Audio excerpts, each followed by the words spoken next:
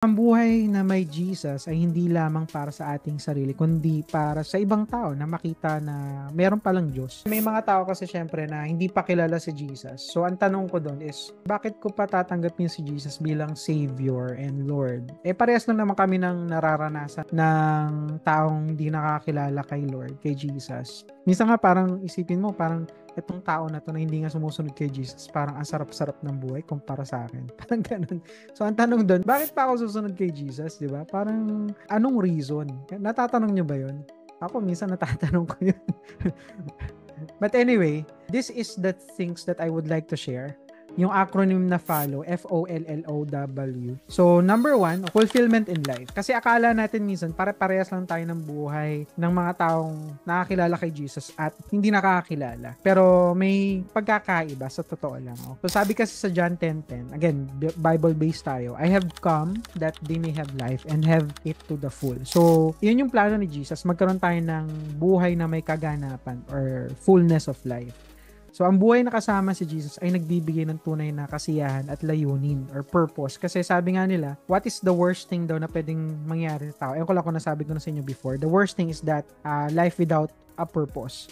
So, yun yung pinaka-worst daw na life. So, having a purpose in life with Jesus is really a much better life. Okay? Parang ganito. May mga tao na akala nila, example lang, pag-aasawa, yun na yung magbibigay ng fulfillment sa kanila sa buhay. So, nagkaroon sila ng asawa. Ang tanong, nung nagkaroon sila ng asawa, first year, okay, saya nila. Okay, second year, third year, wala na. Parang sawa na sila. Ayoko na sa'yo. May mga bagay ka palang hindi ko alam. Ganun. Humihilig ka pala. Parang ganyan. Ang lakas mo palang lumamon.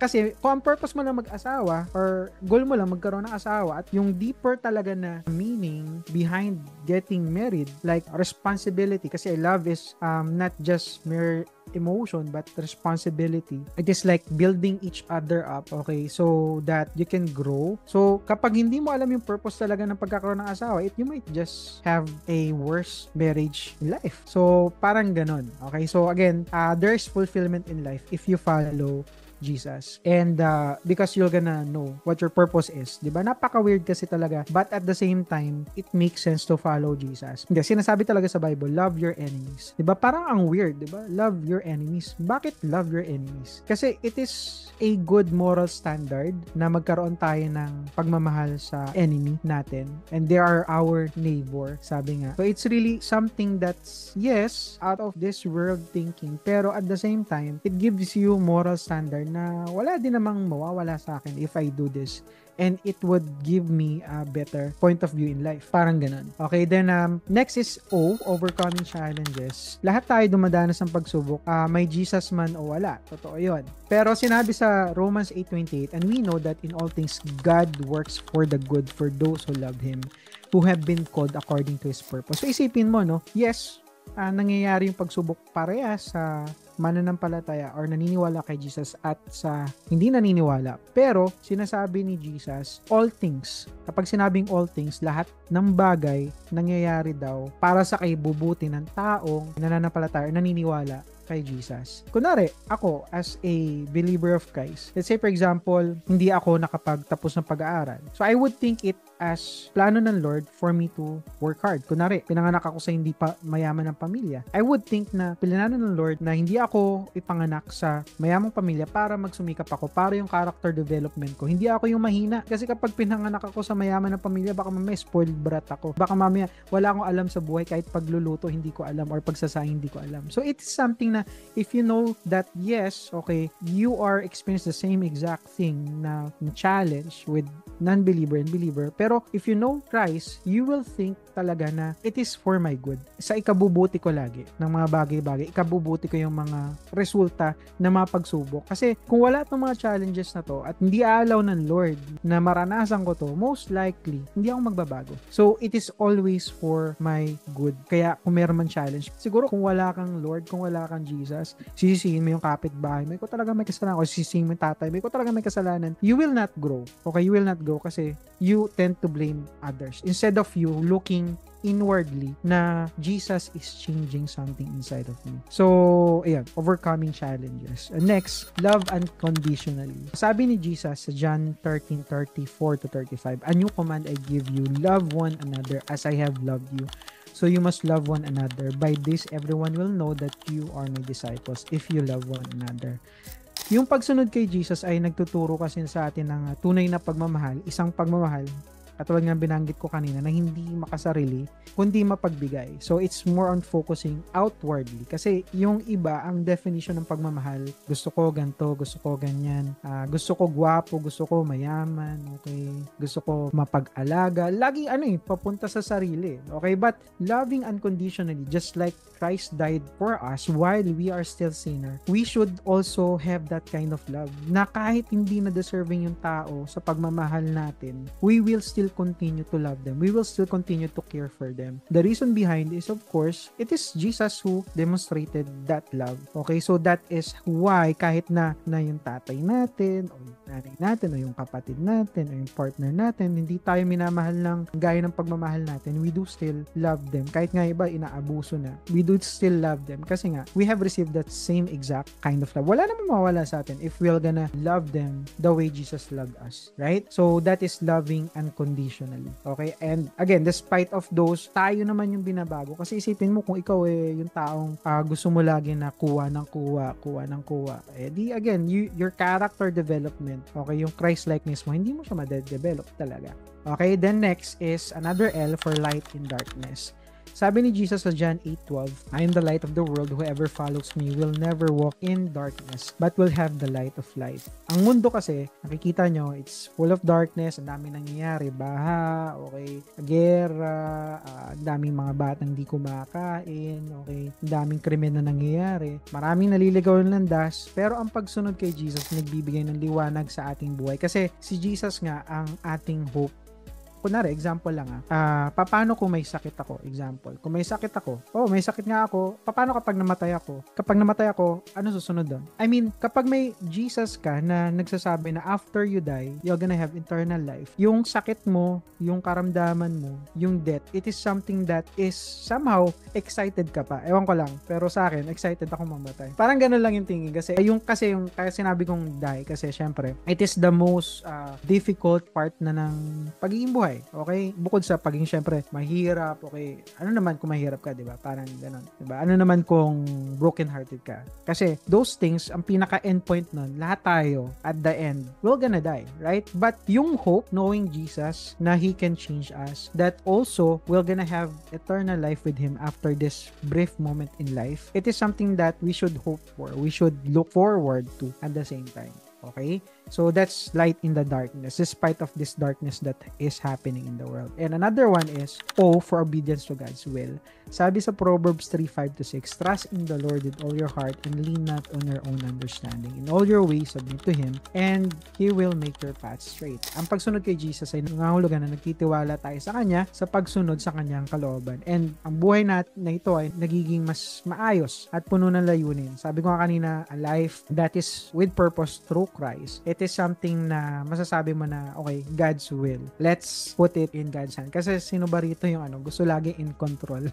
Medyo control freak kasi ako Parang gusto ko lahat ng bagay, kontrolado ako. Pero, let's say for example, if you cannot control something, let's say, you failed on something, kunwari, hindi ko nakuha yung job, hindi ko nakuha yung client, will yan ng Lord, it will give you more purpose pa rin, purpose. Kasi, knowing na hindi mo siya bibitbitin, you will not beat yourself na kasalanan ko kasi ang tanga-tanga ko, kasi ang hina akong tao, ganyan. If you know God's will, you will say na inallow ng Lord na mangyari itong mga bagay-bagay. So, tatanggapin ko lang ba yung mga bagay na positibo sa buhay ko? No. I would accept also those negative things that is happening to my life kasi it is God's will.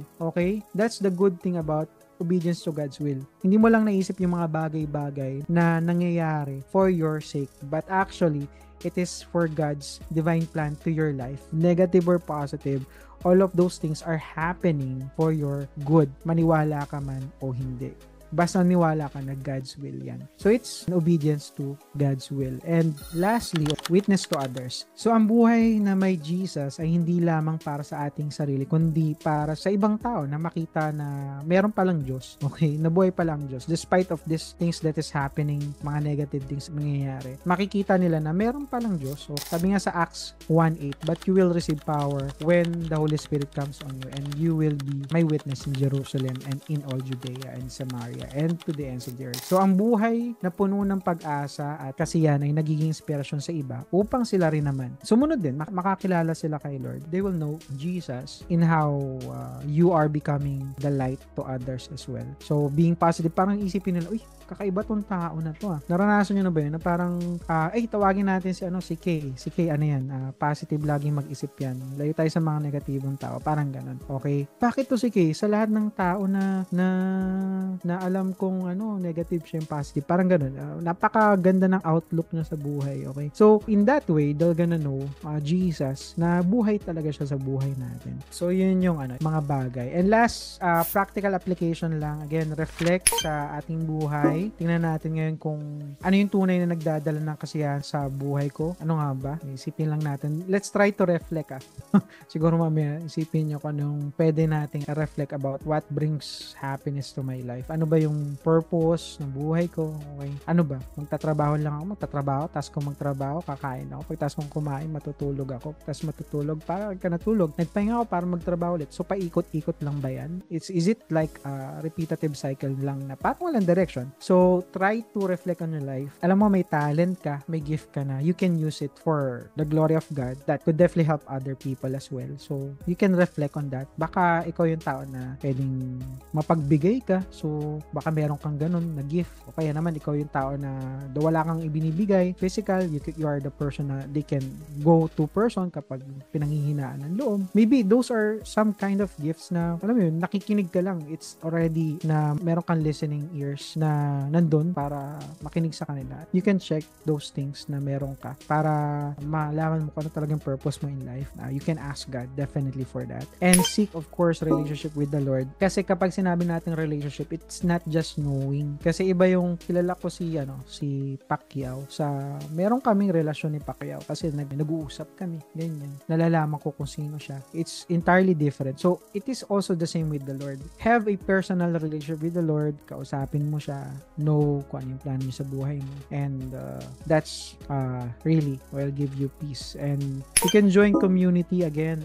As we are doing right now, we can have this. The reason why I'm sharing this to you kasi I believe that it would encourage you as I am encouraged. Kasi wala namang ganito sa work ko before. I really prayed to the Lord na, Lord, sana magkaroon ng company na merong ganito. So, eto na nga yan. Thank God kasi ginawa niya tong company that I can share and I could also be inspired with the life of others. Though, akala natin pare-parehas yung buhay ng may Jesus at wala. Pero, yun nga, ang pagsunod kay Jesus ay nagdadala ng tunay na happiness talaga, ng hope. Ayan. At purpose sa buhay. So, tatlo yan. Happiness, hope, and purpose in life. And malalaman din natin na bawat pagsubok, yes, pare-parehas man yung pagsubok na dinadanas natin katulad sa mga hindi believer. Nagkakaroon tayo ng thought na merong purpose tong pagsubok na to kaya nangyari to sa buhay ko. Kasi mahal ako ng Lord at binabago ako ng Lord. At sa ikabubuti ko to. And yun nga, ang pagmamahal nga at liwanag ng dulot ng pagsunod kay Jesus ay nagbibigay din naman ng inspirasyon sa ibang tao na,